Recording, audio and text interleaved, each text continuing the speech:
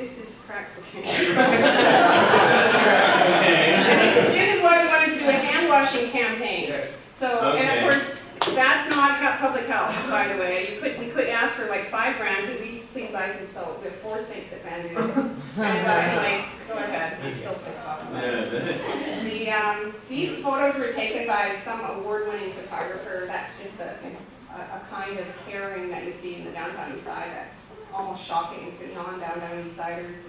That's our injection support team that goes out, and that's Alex Burnett, and he's in an alley. And what they were set up to do was help people who needed help injecting, because the injection site won't let people in.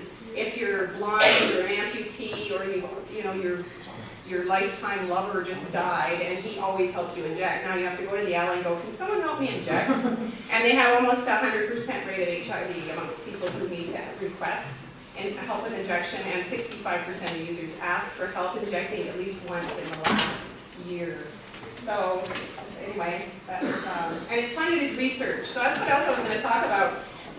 When research is because I figured maybe someone in this room is going to become a researcher, that the research is guided by a number of things. One of them, that it's ethical. The next thing is that the actual research question is something that will encourage or that's seen as the next step for drug user liberation. So that it's going to fit in. If you look at a continuum of things that could be helpful, what's helpful right now? What could I do as a researcher that will move this movement forward? And that means consulting with user groups to find out. These are just really, I don't know, I think they're incredible photos. I used to hate them because they're so pretty and they're so miserable, but anyway. And that's a used syringe box. I guess you guys know what all these are. That's just an alley with the Naomi. I don't know if people know about Naomi. I'm showing a slideshow. I have this important stuff to tell you. But anyway, keep going. There's thousands. I mean, there's probably 200 pictures. That's why I was going to just put it in the background. You want to hit spacebar to go forward? Yeah, you'd think. Maybe you can continue going on. I'll just go through the slides. Yeah, this is just a homeless center. Yeah, it's just like that. Yeah, this is across the street. Is that Main Hastings right there? Okay. First United Church, right? Oh, it says it right there. So. Yeah, I've got them titled. So anyway, the thing about what's a user group and what isn't, and how user groups operate, so that when you're consulting as a researcher or even as a service provider and saying, how do I know I'm getting input from users? And the other phenomena is a user who uses drugs who is an activist and isn't associated in any way with the user group in their own area of the world, or and they should not be mistaken for a person who uses drugs, who organizes users for social justice and is part of a group that's accountable to that group. So we take the rigorous democracy stuff really, really seriously, and that's going to be emphasized in that afternoon workshop that we're doing. So if a person studies people who use drugs, we suggest it be done to the benefit of the people who use drugs. And it's, anyway, how would I put this? There's a kind of glam to the whole thing that, I'm so progressive as a researcher. I was down in those dangerous dark alleys dealing with those people, and it was so hair-raising, and I heard someone say, something just awful, like, you know what I mean? You can kind of get the worst quote of the worst oppressed person, but there's something about doing that. It's like taking pictures of Biafra victims and walking away and getting a photography award for your efforts. It just doesn't count. I just don't think it's ethical. And it can be done properly. So research question is guided by, does this advance social justice for people who use drugs? And the other thing is, once these structures get in place, you have the principal investigator and then you have advisories.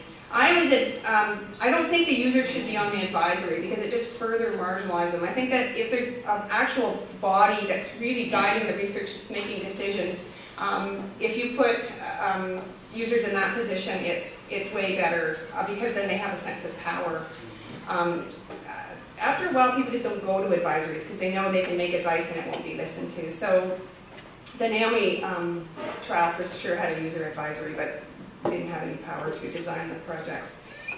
Some things, or very few things we were listened to, although users get something. That's the other thing that's really important. They get training, they get money, and you have to give them money. It's unethical not to. That they get encouragement, and they get trips to conferences. And ideally they should get all three. If you've done a research project and you're doing this thing, then that's how it should work. And you know, I'm trying to teach the users to just make contracts with people that it's for real. 4 minutes or 5? Are you waiting? Oh, sorry, I thought you were the only timekeeper. You are. 3 minutes, okay. In our workshop yesterday, I think Mark hated, we talked about social connectedness, Mhm. how that's one of the biggest determiners that people will become an abuser of a drug, is if they have a lot of social connections. And I just wanted to know if you could speak to that at all, of what you've seen with Van Well- encouraging people to network and to give them kind of a support group as well as a voice that's helped them. Well, for sure. I mean, and the thing about Vandu is that we haven't been studied, and it's one of the things we're asking for, because people are using Vandu to say, peer work works, right? We know that it's got a deeper reach into the communities, all kinds of evidence to show that if drug users are involved in either service provision or research, you're going to get better results. But now the issue is we've got groups of users who are picking up garbage in alleys who meet on Mondays to decide who goes out on Monday, Tuesday, Wednesday, Thursday, Friday, and other people are probably not a user group. Well, Vandu has 40 board meetings a year. So you're going to call something that doesn't involve this slog it out democracy stuff in a user group is a complete misnomer. To be picking up garbage in an alley means it's too dangerous for non-users to do it. And they're getting it cheap because they're paying you $20 side man. So yeah, there's a lot of issues. I just want to say 2 more points before I'm done. And that's that. If a person provides services to users, I think service providers have been as damaging or more damaging than researchers. And this idea of, something I brought up in a question yesterday, was severely addicted, mentally ill. So you'll see people who are content to be the drug users, psychiatrists, and service providers completely mute and silent when it comes to sticking up for users who were given 1,500 jaywalking tickets. Completely mute and silent when drug users are being beaten in jail. Completely mute and silent when drug users are dying of overdose on the street. The only reason there's an injection site is because the users fought and fought and fought for it. So, and that's in some of these slides is the photographs of all those demonstrations. So, service providers need to really be centrally understanding how you should be providing services in such a way that it's subversive, so that the service you're providing is actually giving power to people who use drugs. And then the healthy boundary on a personal level. There's this strange phenomena that became, I don't know when, I have yet to sort of historically find out, this idea of healthy boundaries. And what happened in that is that your association with drug users stops being an association of friendship, and it stops being an association of colleagues who are both fighting in a social justice movement. And people are hesitant about losing their jobs or their reputation because they let drug users sleep in their house. Because that's what friends do. And that's what I think, you just really think carefully about how much you're guided by that. Because I see it as a way that people are making excuses to keep another group of people isolated because they don't realize they've adopted this attitude that, and they call it healthy boundaries. So like, I'm sure there's other terms for it. There really is a proper term for this idea of, not, being completely mentally ill or something, you know what I mean? I'm sure it has a proper context. In the context of friends and colleagues, it doesn't.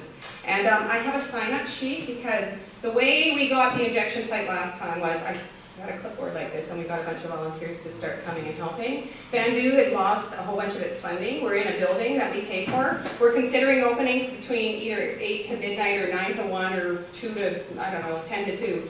And we provide a place for people to smoke their rock and to inject their drugs. And it's very discreet, and there's a bathroom and a place to get warm. But what we need is non-user volunteers, so there's a non-user volunteer on at all times, and that protects the drug users that are there from anyone just making up stories about them selling drugs, or maybe they really are selling, whatever. It protects, knocks the whole subject out. So it allows a sustainable volunteer initiative that's we aren't going to get another safe injection site. We aren't going to get another inhalation site unless we actually do it. So I've got this, and it'll be at our table where the thing. So if you've got even one evening a week, or someone else does, encourage them to come and help. Thank you.